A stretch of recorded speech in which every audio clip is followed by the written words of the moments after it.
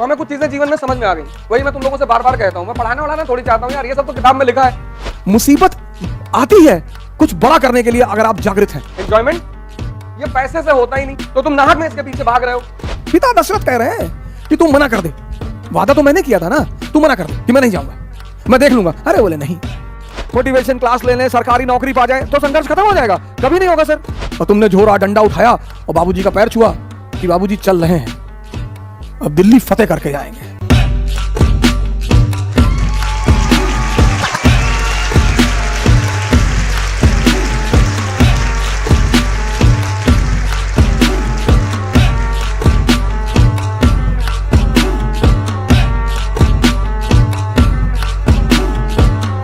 मुझे कुछ चीजें पता चल गई हैं दुनिया में। उसमें से एक चीज ये पता चली है कि जितना जलोगे उतना निखरोगे, और कोई नियम ही नहीं है ही नहीं। इसीलिए राम ने अपने बेटे को जंगल भेज दिया, यही वजह थी, और कोई वजह थोड़ी थी। जंगल में ऐसा थोड़ी जंगल में गए छोड़ आए, आश्रम में थे, महल में जन्म नहीं हुआ। तो तुम तो वैसे ही भाग्यशाली हो कि तुम्हारे बहुत सारे लोगों का महल में वैसे ही जन्म नहीं हुआ। राम के पास महल होते हुए उन्होंने अपने बच्चों का जन्म महल में नहीं होने दिया, क्योंकि उनको पता है कि जिसका भी जन्म महल में होगा वो ज्यादातर अपवाद सभी जगह होते हैं। मुकेश अंबानी भी एक रईस आदमी के बेटे हैं, लेकिन एक काबिल आदमी है। लेकिन ज्यादातर लोग सुख सुविधाओं में बचपन से इतना डूब जाते हैं, भाई 3 दिन से एसी नहीं है यहां पे, लेकिन हमें क्लास लेना है। हमारे बड़े सारे मित्र हैं, एसी नहीं है, नॉट टेक क्लास, चले गए।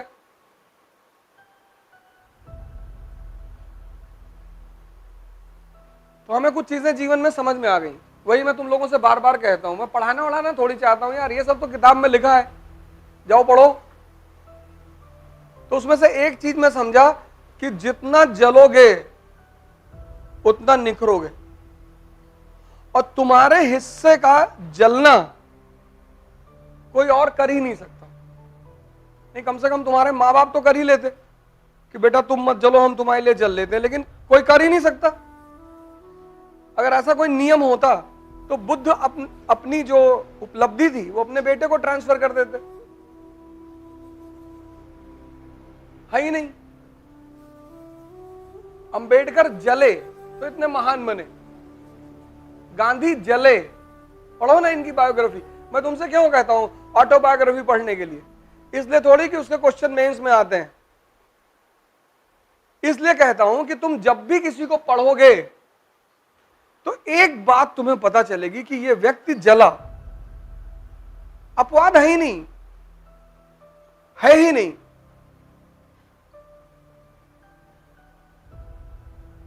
है ही नहीं। और जिनको तुम भोग करना चाहते हो, एंजॉयमेंट, ये पैसे से होता ही नहीं, तो तुम नाहक में इसके पीछे भाग रहे हो। ये भोग होता है शक्ति से, पावर, और पैसा शक्ति का गुलाम है। यही तो हिंदू धर्म की सीख है। विष्णु शक्ति है और लक्ष्मी जी उनकी वाइफ है। यही तो कॉन्सेप्ट है। और कॉन्सेप्ट क्या है? तुम अगर लक्ष्मी जी के पीछे भागोगे तो वो अपने आदमी को थोड़ी छोड़ेंगी।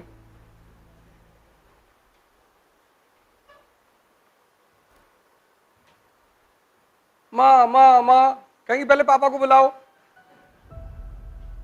वो तो कहेंगी पहले पापा को बुलाओ, और तुम पापा पे ध्यान ही नहीं दे रहे हो। और पापा यानी शक्ति। तो मां तुम्हारे घर आएगी, एकदम आएगी, लेकिन पहले पिता को तो बुलाओ, और पिता यानी शक्ति, और उस शक्ति के लिए तुम्हें जलना पड़ेगा। एक बता दो मुझे कोई आदमी, अब फॉर्च्यूनर तुमने ले ली कि इसको भोगेंगे, इसका 1 लाख रुपया महीना खर्चा है, ये तुमको भोगने लगेगी, ये भिखमंगा कर देगी। तुम इसको लिए तो थे दूसरों को दिखाने के लिए, कुछ दिन बाद तुम्हारा ही कपड़ा फटा है, लोग ही देखेंगे तुमको। इसीलिए धर्म का एक बड़ा सिद्धांत है अपारिग्रह। अपारिग्रह, किसी भी धर्म को देखोगे तो उसमें सिद्धांत है अपारिग्रह। किसी चीज का उपभोग करना है, तो शक्ति रहेगी तो फॉर्च्यूनर वाला तुम्हारे पास खुद ही आएगा कि दादा वो सीएम साहब से काम है, 5 मिनट आप चले चलते, गाड़ी लेकर आए हैं। और वो पान खाते हैं हम रास्ते में, वो गुड्डू है ना, ओए गुड्डू पीकदान लियो, हाँ ये दादा पीछे बैठेंगे, आप पीछे करके थूकते रहिएगा। और बीच में हम जब सिगरेट पिएंगे तब तो हमारे मुंह पे मारिएगा।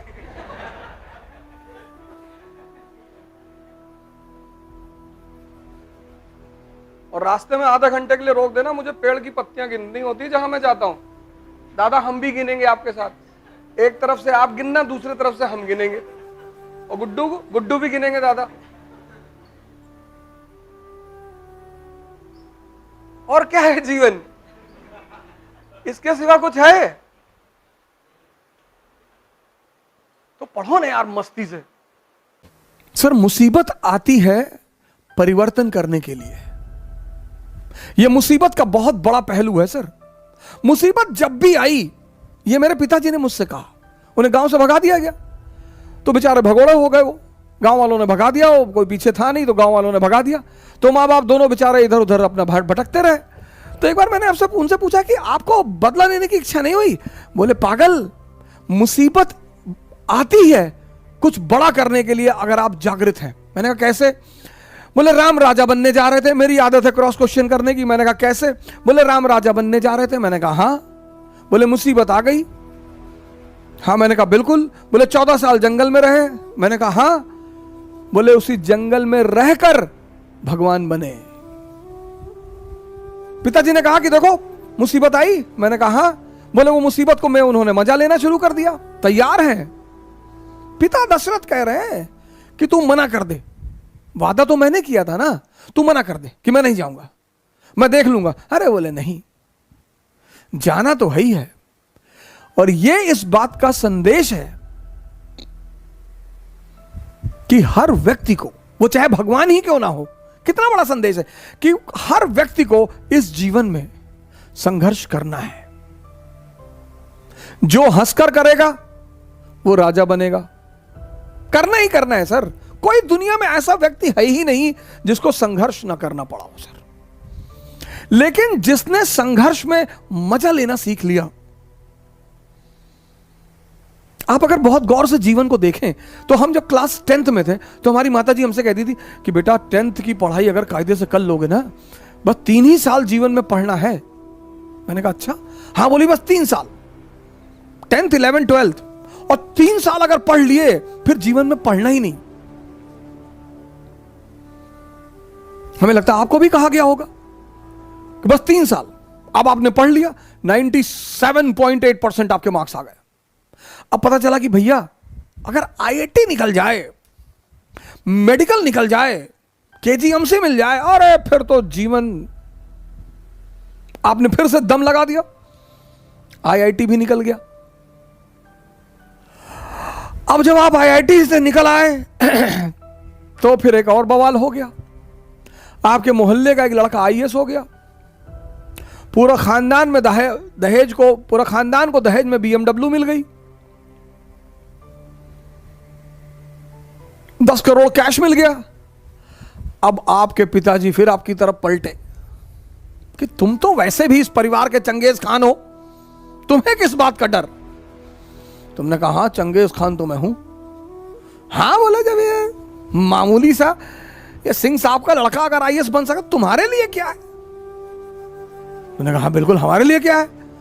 और तुमने झोरा डंडा उठाया और बाबूजी का पैर छुआ कि बाबूजी चल रहे हैं, अब दिल्ली फतेह करके जाएंगे। चलो फिर आईएएस बन गए, फिर बन गए। आप देखो जिंदगी में कहीं भी संघर्ष खत्म नहीं हो रहा है, रूप बदलते जा रहे हैं, रूप। कहीं भी संघर्ष का, फिर यह हुआ कि भाई आईएएस बन गए, अब चलो शादी हो गई, मजा आएगा।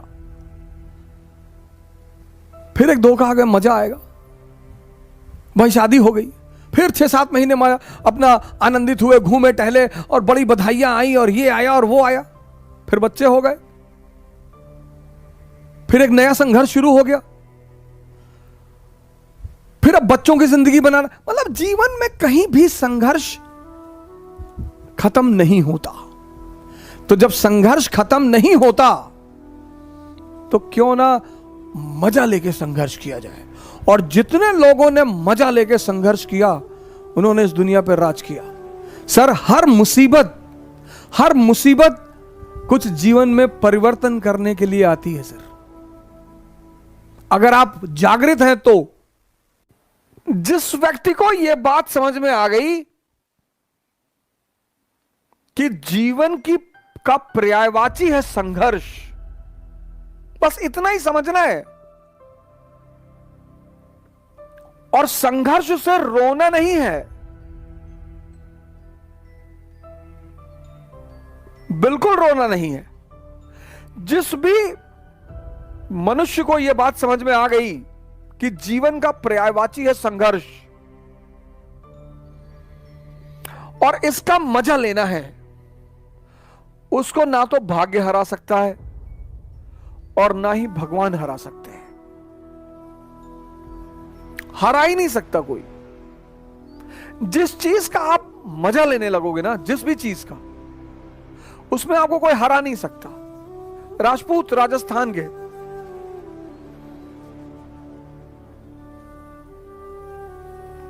मराठा महाराष्ट्र के, अफगानिस्तान के, युद्ध इनका गेम है। जिस चीज में बस आपको यह चीज समझनी है कि जीवन का पर्यायवाची है संघर्ष और संघर्ष का मजा लेना है। लाइफ जीवन का पर्यायवाची है संघर्ष और इसका मजा लेना है।